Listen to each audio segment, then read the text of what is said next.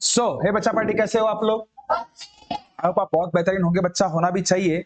देखो, जो सिलसिला हम लोगों ने स्टार्ट किया है नवोदय के एग्जाम के ओरिएंटेड मैथमेटिक्स रीजनिंग का, उसका आज और फिर से आगाज करते हैं, जिसमें मैथमेटिक्स के ओरिएंटेड बेहतरीन से बेहतरीन सवाल हम लोग और प्रोसीड करते हैं।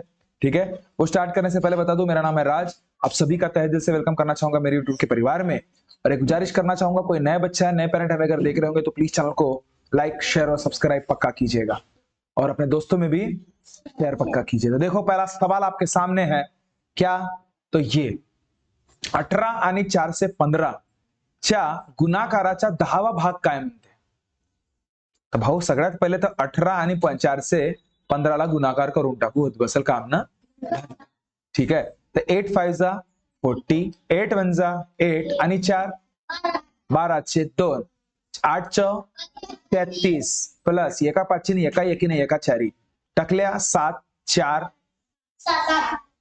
7।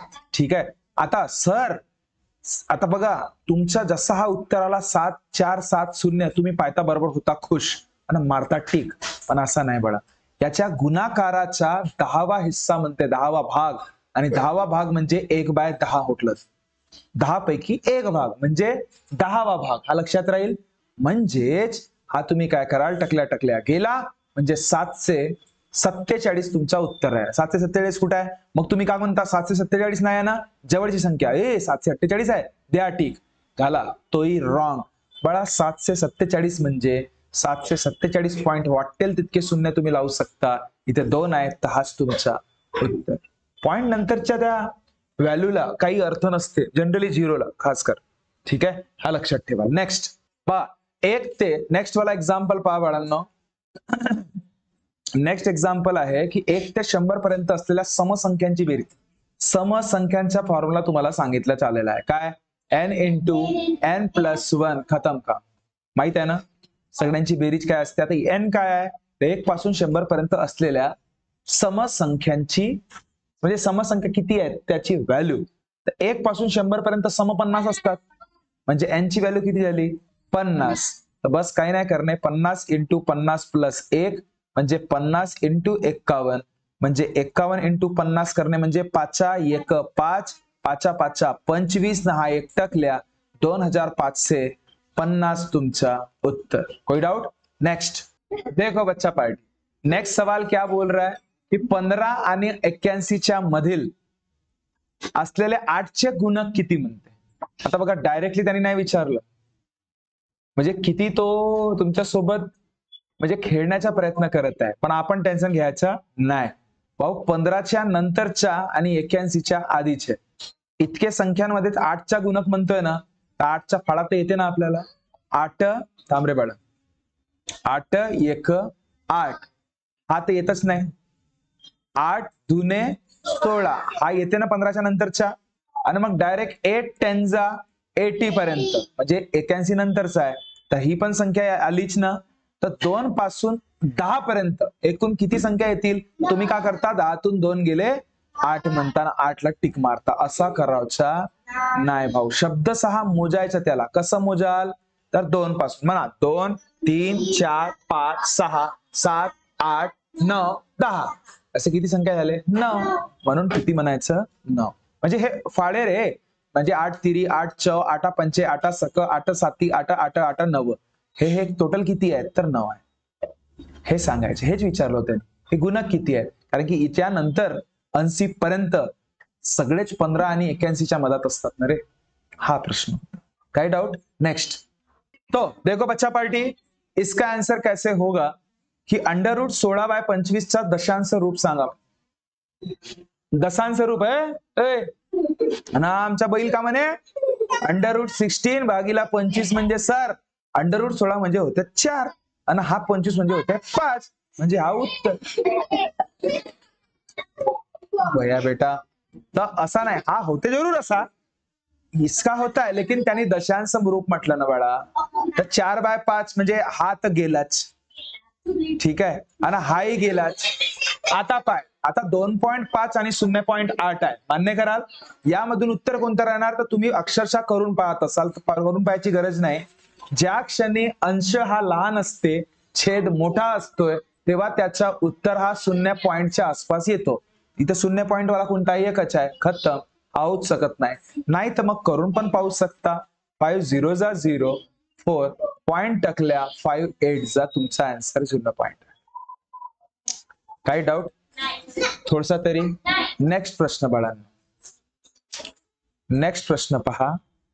नेक्स्ट प्रश्न बाळा बघा, 10 पेनची किंमत ही 120 असून 4 पेन्सिलची किंमत ही एका पेनाच्या किमती इतकी आहे. तर 6 पेन्सिलची किंमत किती? अरे पया म्हणा भाऊ, पहिले एका पेनची किंमत काढू. एक पेनची किंमत हे किती आहे? 10 पेनची 120, तर एका पेनची किती? 12 होईल, कारण की 120 डिवायडेड बाय 10 कराल तर टकल्या म्हणजे एक पेन किती रुपयात झाला भाऊ? एक पेन जर 12 रुपयाचा झाला, त्याचा म्हणणं असं आहे का 4 पेन्सिलची किंमत हे एका पेनाची इतकी आहे. म्हणजे एक पेन जर 12 रुपयाचे तर 4 पेन किती रुपयाचे? सॉरी, 4 पेन्सिल किती रुपयाचे? 12 रुपयाचे. तर एक पेन्सिल किती रुपयाची होईल भाऊ? 12 भागिले 4 म्हणजे किती? 3. त्याने किती पेनाबद्दल म्हटलं? पेन्सिल बद्दल 6. तर एक पेन्सिल 3 रुपयाची, तर 6 पेन्सिल किती रुपयाची? 6 × 3 बाळा, तर 18 तुमचा उत्तर. अय बटरा. चला नेक्स्ट. तर पण हा मला प्रश्न पहा, याचा म्हणणं असा आहे की 0.000005 प्लस 0.000125 यांची बेरीज किती येईल असं म्हणणं आहे. तुम्ही धरताना पूर्णच्या पूर्ण बेरीज करायला लागता. मी काय म्हणतो, फक्त इथं काय बघायचं, पॉइंट नंतर अंक मोजा सगळ्यात जास्त कुठे आहेत? 1 2 3 4 5 6 7.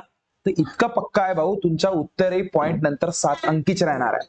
तर इथे 1 2 3 4 5 तू मेलास, 1 2 3 4 5 6 तूही मेलास, 1 2 3 4 5 तूही मेलास, 1 2 3 4 5 6 7 तू तुझा. पूर्ण करायची गरज नाही. हा, जर बाळा अगर सपोज 2 पर्यायामध्ये 7 अंकी राहिले असते 5 पॉइंट नंतर, तर मग तुम्हाला थोडंसं ऍडिशन करावं लागलं असतं मागे, असं लक्षात ठेवायचं. ठीक आहे, इथे ऍडिशन करत असताना पॉइंटच्या खाली पॉइंट ठेवणे हे लक्षात ठेवायचं. ठीक आहे, पॉइंटच्या खाली पॉइंट व्यवस्थित काढून दाखवतो. अरे भाऊ, पॉइंटच्या खाली पॉइंट 1 2. आता हा याला आत्मा आली का? 1 2 3 1 2 5 पॉइंट 0 पॉइंट 1 2 3 5 पॉइंट 0 0 1 5 टाकल्या टाकल्या टाकल्या टाकल्या टाकल्या टाकल्या, म्हणजे 5च्या 5च्या 2 बकरा 2 टाकल्या टाकल्या आणि हा टाकल्या तुमचा उत्तर. जर नाही येत असेल तर. ठीक आहे, चला नेक्स्ट बाळा. पाय बाळा, हा प्रश्न बघा नेक्स्ट वाला. मोठ्यात मोठी 5 अंकी संख्या सांगा म्हणतोय जी पूर्ण वर्ग असेल. बघा स्वरूप समजून घ्या प्रश्नाचा, हे कसं तुम्हाला तो विचारण्याचा प्रयत्न करतोय.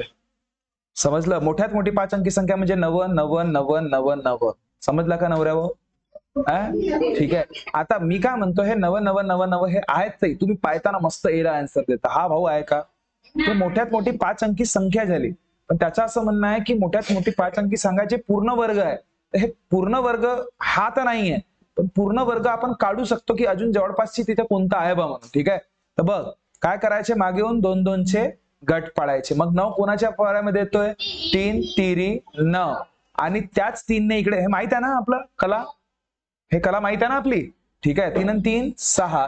मग ह्या 0 पूर्णचं पूर्ण 9 आणि 9 खाली आलं बाळा, तर हा 6 कितीचा? 99. तर 6च्या बाजूला अशी संख्या ठेवायची जे त्याच संख्येला गुणाकार केला असता. एक तर 99 आलं पाहिजे, नाही तर त्याच्या खालचं चालेल. 99 येत नसेल तर त्याच्या खालचं. समजला का रे? चल, तर 60 अगर 2 ठेवलं मी, तर 2 2 जा 4 आणि 2 6 जा 12 होते, कॅन्सल. म्हणून काय ठेवा लागेल? 1 ठेवा आणि 1 नेच गुणाकार करा. 1 1 जा 1 1 6 जा 6. तर 1 जा 61 आणि त्याच संख्येने बेरीज करा. तर 61 + 1 62. 9तून 1 गेला बाळा 8, 9तून 6 गेलं रे 3, आणि मग हा पूर्ण सगळ्याचा सगळा ग्रुप खाली येते का? 99. आता मी का म्हणतो, 62 कोणासोबत गुणाकार कराल जे 3च्या आसपास येईल? अंदी नाही तर 62 किती जा? जवळपास मी म्हणतो 36, म्हणजे 38च्या वरती आहे, म्हणजे 6 ने करून पाहू. 6 2 जा 12, 6 6 जा 36 आणि 1. नाही समजलं? अरे सॉरी मी क्या केलं रे बाळा, 62 तर ऑलरेडी आहे ना रे बाळा. तर इथं 6 ठेवतो आणि 6नेच गुणाकार करतो. अशी संख्या बाजूला ठेवणे की त्याच संख्येने गुणाकार केल्यावर इतकं आलं पाहिजे. 6 6 जा 36, 6 2 जा 12 आणि 3 15, 6 6 जा 36 1 37. हो, त्याच्यापेक्षा मोठं तर नाही आला, त्याच्या लहान तर आला ना. तितकं तर पॉसिबल नाही, कारण की मी 7ने गुणाकार करेल ना बाळा, तर 6 7 जा 42, 4000च्या वरती जाणार. म्हणून किती जा 6 जा 6 जा किती 3 7 5 6. किती उरलं बाळा? 9तून 6 गेले 3, 9तून 5 गेला 4 आणि 8तून 7 गेला 1. किती उरले? 143. आता हे 143 याच्यापेक्षा बहुत लहान आहे, म्हणजे या समोर जाऊन काही अर्थ नाहीये. म्हणजे या 99,999 ला परफेक्ट स्क्वेअर बनण्यासाठी रोकत कोण आहे? 143. तर काय करून टाका, तुम्हाला परफेक्ट स्क्वेअर काढणे आहे ना, तर 99,999 ला मधून 143 फक्त मायनस करायचे. 9तून 3 गेले बाळा 6, 9तून 4 गेले 5, 9तून 1 गेला, म्हणजे 99856 हे तुमची परफेक्ट स्क्वेअर आहे, जे मोठ्यात मोठी 5 अंकी संख्याच्या स्वरूपात येते. आणि तो तुमचा उत्तर किती बाळा? तर सी. काही डाऊट आहे? हे बारीक बारीक कन्सेप्ट समजून घ्या फक्त, बाकी आहे काय नाही यामध्ये. ओके, नेक्स्ट प्रश्न बघा बाळा. 1 ते 30 पर्यंत असलेल्या समसंख्यांची सरासरी म्हणते. बघा, यामध्ये तुम्हाला समसंख्यांच्या पण ज्ञान असायला पाहिजे आणि त्यानंतर सरासरी काय असते तेही माहिती असायला पाहिजे. सरासरी म्हणजे एकूण संख्यांची बेरीज भागीला एकूण संख्या, किंवा सरासरी म्हणजे सरळ सरळ आपल्यासाठी मदतली संख्या, मध्यम संख्या असते. बाळा 1 पासून 30 पर्यंत, आता पहा थोडासा वेळच आहे तर सांगतो. 1 ते 30 पर्यंत मूळ संख्या किती मूळ संख्या म्हणतो रे, समसंख्या किती राहतात? 15. लक्ष देऊ, किती संख्या असतात? 15. म्हणजे तुम्हाला आपल्या ट्रिकने सांगतो पहिले, ठीक आहे? दोन ट्रिक आहे तिथे, एक पहिली ट्रिक नाही एक दुसरी ट्रिक, ठीक आहे? पहिली ट्रिक थोडीशी लवकर निघतोय. एकूण संख्या किती आहेत? 15 आहेत. तर n किती झालं तुमचं? 15. म्हणजे पहिल्या 15 समसंख्यांची बेरीजचा फॉर्म्युला आपल्याकडे आहे काय? n इंटू n प्लस 1 म्हणजे 15 गुणिला किती? 16. हे काय झालं? पहिल्या 15 संख्यांची सम म्हणजे बेरीज झाली, ठीक आहे? भागीला किती करावा लागतो? एकूण संख्या म्हणजे सरासरी मिळतो ना आपल्याला. हे सगळे आता लॉजिकच्या हिशोबाने करतोय आपण. किती? 15. तर 15 15 मेले तर उत्तर किती वेळा? 16.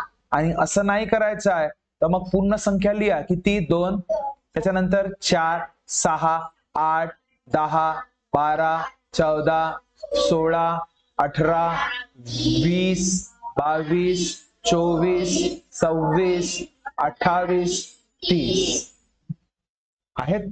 तर या पूर्ण संख्यांची बेरीज करत बसा, भागीला 15 करा, उत्तर निघेल. तसा करण्यापेक्षा का करा? बघा 1 2 3 4, बघा 1 2 3 4 5 6 7, इकडून 7 संख्या, 1 2 3 4 5 6 7, इकडून 7 संख्या, उरलं कोण मधात? हाच तुमची सरासरी राहणार. पण हे केव्हा काम करेल? समसंख्यांमध्येच करेल. विषम संख्यामध्ये नाही भेटत तसा. विषम संख्यामध्ये भेटेल का तसा? तशा वेळेस हा काम येईल तुमच्या. हा समराव नाही विषमराव, याला काय फरक पडत? फक्त एवढंच की विषम संख्यांची बेरीज करत असताना यांचा वर्ग करजा, भागीला एकूण किती संख्या आहेत ते, म्हणजे सरासरी भेटेल. हे सगळे नियम तुम्हाला सगळे सांगितलेले आहेत रे भाऊ. असं नको म्हणा का नाही सांगलं. ठीक आहे, चला नेक्स्ट क्वेश्चन. चलो देखो बच्चा, नेक्स्ट एग्जाम्पल है आपके सामने की दिलेला जे आकृती आहे बळा, त्यामधलं तुम्हाला अँगल PRS सांगायचं आहे. PRS म्हणजे हा PRS इतकं पक्का आहे चिन्नीच्या हिशोबाने. चिन्नीचा म्हणणं असं आहे की हा दिसायला विशाल कोण आहे, म्हणजे हा 60 तर बिलकुल राहू नाही शकत, कारण की हा कोणता कोण? हा विशाल कोण? 60 लघु कोण. ठीक आहे, आता यापैकी उत्तर आहे भाऊ आहे, पण याचे नियम लक्षात ठेवाल. कुठल्याही त्रिकोणाच्या बाह्य कोण हा त्याच्या बाजूवाल्या कोणांना सोडून उरलेल्या कोणांच्या बेरीज असते. कधी पण लक्षात ठेवा, त्याच्या बाजूच्या सोडून उरलेले जे कोण असतात त्यांची बेरीज असते. म्हणजे अँगल PRS हा angle P plus angle Q म्हणजे 60 प्लस 55, तो किती होतो रे बावळा? 115 तुमचं उत्तर. कोई डाउट? नेक्स्ट. सो देखो बच्चा, नेक्स्ट एग्जाम्पल. 75%चा अपूर्णांक म्हणतो काय आहे? 75% दिसता बरोबर डोक्यामध्ये काय तर भागीला 100 येतो की नाही? आणि 25च्या फळ्यामध्ये 25 येते ना 100 येते. 25 तिरी ना 25 म्हणजे 3/4 तुमचा उत्तर. आता तरी पण तो देण्याआधी नाही का काय करायचं? नाही होत नाही सगळी काही. 3/4च तुमचं उत्तर. 4/3 दिलं नाही बया बनवासाठी. काय रे बाळा 75 येतो पण 100 कुठे येतो? नेक्स्ट देखो बच्चा, ये सवाल बहुत ही बेहतरीन है. ऐसे टाइप के सवाल नवोदय अच्छा खासा पूछ रहा है. ये महा इंपॉर्टंट सवालों में से एक है, ये समझ लीजिएगा. एका आयताकार मैदानाची परिमिती. हे आयत आहे, याची परिमिती दिली आहे बाळा. परिमिती म्हणजे पूर्ण ओव्हरऑल बाउंड्री. ठीक आहे, याला काहीतरी लांबी असेल आणि काहीतरी रुंदी असेल. ठीक आहे, तुम्हाला परिमिती दिलेली आहे. परिमिती म्हणजे काय? पेरिमीटर. परिमिती म्हणजे काय? पेरिमीटर. किती दिली आहे? 900. त्याची लांबी आणि रुंदी ही 5:4च्या गुणोत्तरास आहे. 5:4च्या गुणोत्तरास आहे. म्हणजे लांबी 5 आणि रुंदी 4 आहे का? नाही. कधी पण कुठली पण गोष्ट गुणोत्तराच्या स्वरूपात जर दिलं असेल, त्याला ऍक्च्युअल मध्ये आणण्यासाठी जर लांबी इथे तुम्हाला 5च्या स्वरूपात दिसत आहे तर ती 5 नसून 5x समजायची, आणि रुंदी इथे 4च्या स्वरूपात दिसत आहे, 4 नसून तिला 4x समजायचं. म्हणजे प्रॉपर लांबी त्याची 5x झाली आणि प्रॉपर रुंदी त्याची 4x झाली. हे केव्हा करणे? जेव्हा गुणोत्तराच्या स्वरूपात, म्हणजे हे 2-2 टिंबे तुम्हाला दिसले त्यांच्या मधामध्ये तेव्हा. ठीक आहे, आता मला सांग रे बाळा, परिमितीचा फॉर्म्युला काय असते? परिमिती ऑफ आयत 2 गुणिला लांबी अधिक रुंदी बरोबर किती? 900. कारण की त्यांनी विचारलं काय, तर त्या मैदानाचं क्षेत्रफळ सांगा. म्हणते क्षेत्रफळ म्हणजे काय होते आयतचं? लांबी गुणिला रुंदी. तुमच्याकडे लांबी ना रुंदीच नाही कसं कराल सांगा बरं? करू शकता का? नाही. पहिले लांबी काढावं लागेल ना, रुंदी काढावं लागेल. चला तर पाय 2 लांबी किती काय भाऊ? 5x. रुंदी किती काय भाऊ? 4x बरोबर 900. पाय आता 2 इंटू 5x ने 4x किती? 9x equals to 900. मी का म्हणतो, हा पया हा 2 गुणाकारात आहे, तिकडे जाईल तर 900 भागीला 2 म्हणजे किती? अरे 450. नाही आला तर 900 ला 2 ने डिवाइड करून पाहाल. ठीक आहे, 9 गुणाकारात आहे, तिकडे जाईल तर 9 किती जा 45 5 जा आणि हात टाकल्या जा, म्हणजे x ची व्हॅल्यू किती आली तुमच्याकडे? x ची व्हॅल्यू आली बाळा 50. जर x ची व्हॅल्यू 50 आली तर 5x च्या ठिकाणी फक्त 50 पुट करा, म्हणजे तुम्हाला लांबी मिळेल बाळा 5×5 25 आणि तो टकल्या. इथे पण तसाच करा, म्हणजे तुमची लांबी तुम्हाला किती झाली? 250. रुंदी किती होणार? 4 गुणिला 50 म्हणजे 5×20 आणि हात टाकल्या, म्हणजे रुंदी झाली 200, लांबी झाली 250. तर क्षेत्रफळ काय होणार? 25 250 इंटू 200 म्हणजे बाळा 25 दुने 50 आणि हे 1 2 3 टाकले म्हणजे 50,000 मीटर क्यूएल तुमचा उत्तर. तू पहिले हे म्हणला होतास ना? वा चांगलं आहे, ठीक आहे. हा चला, समजलं का बाळांनो? बघा इथे मी पुन्हा एकदा सांगतो, तुम्हाला गुणोत्तराच्या स्वरूपामध्ये गोष्टी दिल्या असतात तेव्हा सरळ त्यांच्या एक्झॅक्ट व्हॅल्यू काढायसाठी x चा उपयोग करणे. लांबी माहित होती का? रुंदी माहित होती का? काय डाऊट? तर मग त्याच्यानंतर काय करणे? परिमिती दिली आहे त्याचा उपयोग करणे. परिमिती म्हणजे का? 2 इंटू लांबी प्लस रुंदी इक्वल्स टू 900. समजला का? मग व्हॅल्यू पुट करा. 5 आणि 4 9, मग तू तिकडे गेला ना, मग x ची 50 आली, मग तिथे पुट करा ना, मग उत्तर आला, मग तू गुणाकार करा म्हणजे उत्तर आला. समजला का? समजला? म्हणजे पहिले समजला होता, आता नाही समजला. ठीक आहे, चलो नेक्स्ट. काय रे बाळा, हा जो प्रश्न आहे बघा, हे अशा टाइपचे प्रश्न मी तुम्हाला सांगितलंय वेळ काळवाला. ठीक आहे, तर जर 4 माणसे व 6 बाया 12 दिवसामध्ये कार्य पूर्ण करतात, तर तेच कार्य पूर्ण करण्यासाठी 2 माणसे व 6 बायांना किती दिवस लागतील? अरे भाऊ टेन्शन वाला काय गोष्ट आहे का? अय अय अय अय माता, टेन्शन आहे का?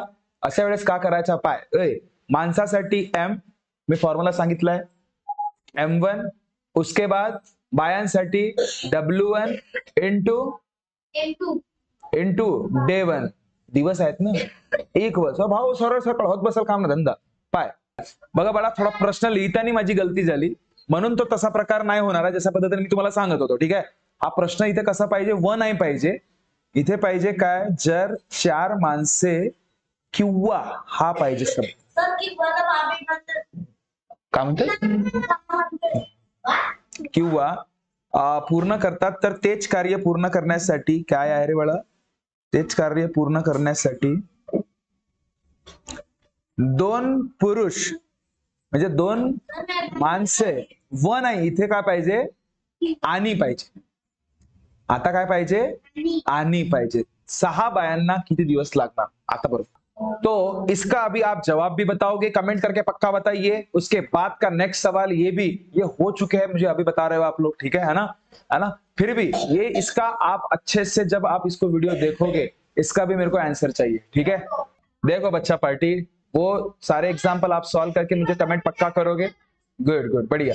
तो ये नेक्स्ट एग्जाम्पल की तरफ अभी हम लोग जा रहे हैं. पाय बाळा, जर रोहितने 180 रुपयामध्ये 3 डझन पुस्तकं घेतलं, आता 1 डझन मध्ये किती असतात, 12, तर 3 डझन किती राहणार, 36, 12 तिरी 36, म्हणजे 36 पुस्तका त्याने किती रुपयामध्ये घेतलं बाळा, 180 रुपया.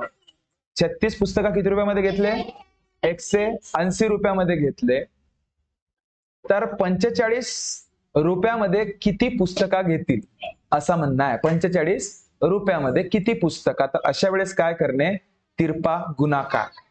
एक तर असा करा, नाही तर एका पुस्तकाची किंमत काढा. सरळ सरळ काय, 36 गुणिला 45 भागीला 180, आपोआप तुमचं उत्तर रेडी राहील. कसं कसं, 36 एकानं 36, 5 एकानं 5 9, म्हणजे 9 उत्तर तुमचं डायरेक्ट. म्हणजे एका पुस्तकची किंमत काढायची गरज तुम्हाला पडणार नाही.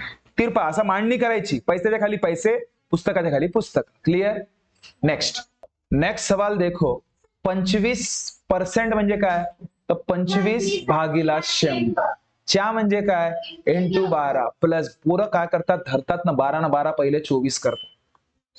असा करावचा नाही बघा. ठीक आहे, सगळ्यात पहिले काम काय करा, 25% च्या 12 म्हणजे इंटू 12 झालं. ठीक आहे, तर 25 एक 25 होतो आणि 25 चौसेंबर, 4 एक 4 आणि 4 तिरी 12, 3 प्लस 12 म्हणजे 12 आणि 3 15 तुमचं उत्तर.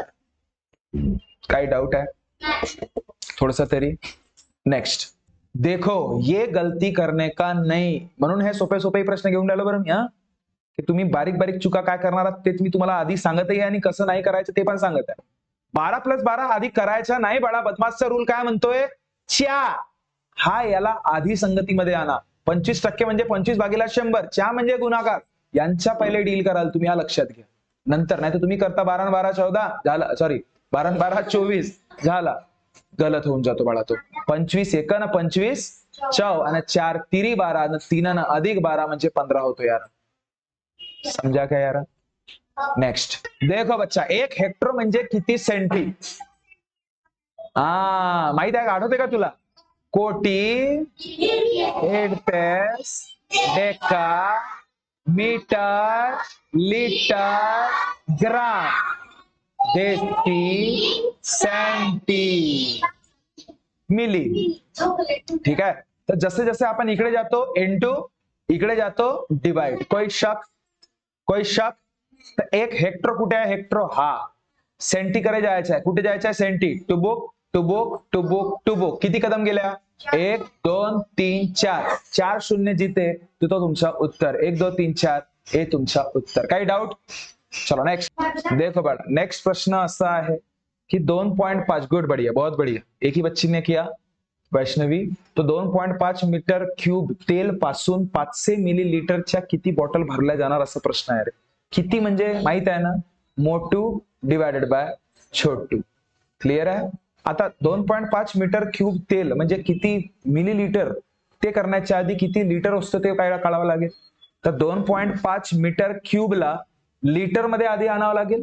तर लिटर मध्ये आणायसाठी काय करावं लागेल, 1 मीटर क्यूब म्हणजे किती लिटर असते, 1000. गुड. 1 मीटर क्यूब म्हणजे 1000 लिटर असतो बाळा. ठीक आहे. तर याला इंटू फक्त 1000 करा. पॉइंट नंतर एकच अंक आहे, पण तिथे आपल्याला 3 शून्य आहेत, म्हणजे 3 कदम समोर जाणार पॉइंट. म्हणजे 1 2 3 म्हणजे 2500 काय झालं, लिटर झालं. काय झालं, लिटर. पण आता लिहू, आता मोठू किती आहे, 2500 लिटर पासन तुम्हाला, लक्ष दे बडा, तुम्हाला 500 मिली लिटर पाणी भरणार आहे. पाणी नाही, काय बॉटल, मिली लिटर. बरोबर आहे. एक आहे लिटर, दुसरा आहे मिली लिटर. तर याला रूपांतर कसं करा,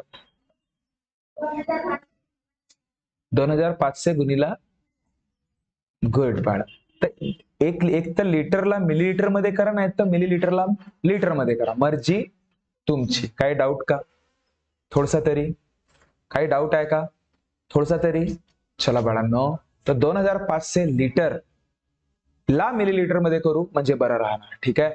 1 लिटर म्हणजे किती मिलीलीटर बाळा, 1000 मिलीलीटर. तर 2500 लिटर म्हणजे किती, त्याच्या समोर किती लावून टाकायचे, 3 शून्य लावून टाका, म्हणजे तितकं लिटर झाला. बस खतम काम. 500 मिलीलीटर खाली आहे, टकल्या टकल्या गेला, टकल्या टकल्या गेला. 5 किती जा, 5 जा 25, आणि किती शून्य बाळा त्याच्यासमोर, 3, म्हणजे तुमचं उत्तर 5000. गुड. समजलं बाळांना. बघा, सगळे मापके जे काही गोष्टी आपण अभ्यास केलेल्या आहेत, त्या सगळ्या गोष्टींचे डील आपल्याला करावं लागतं, हे लक्षात घ्या. म्हणून त्या सगळ्या गोष्टी आपल्याला पाठ पाहिजे. नाही समजलं का, काही डाऊट आहे तुम्हाला, थोडसा तरी, पक्का. नेक्स्ट बघ बाळा, प्रश्न असा आहे की एका बँकेने एक दैनिक रोजीवर 42 दिवसासाठी एक व्यक्तीची नियुक्ती केली. म्हणजे त्याला काम किती दिवस करणे आहे, फक्त 42. त्याने 10 एप्रिलला बँकचा कारभार सुरू केला. म्हणजे त्यांनी सुरुवात केव्हापासून केलं, 10 तारखेपासून. ठीक आहे. चा कारभार सुरू केला, तर त्याचा कार्यकाल कुठल्या दिवशी संपणार म्हणते. आता मी काय म्हणतो, एप्रिल हा महिना किती दिवसाचा असते रे, जानेवारी फेब्रुवारी मार्च एप्रिल, 30 दिवसाचा असते. त्यापैकी 10 दिवस तर संपलेच आहेत. तर 10 पासून 30 पर्यंत किती दिवस झाले, 20 दिवस. ठीक आहे, 20 दिवस. त्याच्यानंतर अजून पाय 42, किती दिवस पर्यंत जायचे आहे त्याला, एकूण कार्यकाल त्याच्या 42 दिवसाचा. 42 पैकी 20 दिवस तर त्यांनी काम केलं, म्हणजे किती दिवस राहिले अजून, एक मिनिट 42 मधून किती, तर 22 दिवस राहिले. बरोबर आहे. म्हणजे नेक्स्ट महिन्याच्या 22 किती पर्यंत, जानेवारीच्या, सॉरी एप्रिलच्या नंतर कोणता येतोय, मई. तुमचं उत्तर काय, 22. किती वेळ लागला, समजला का, असा हिसाब लावणे. काही डाउट.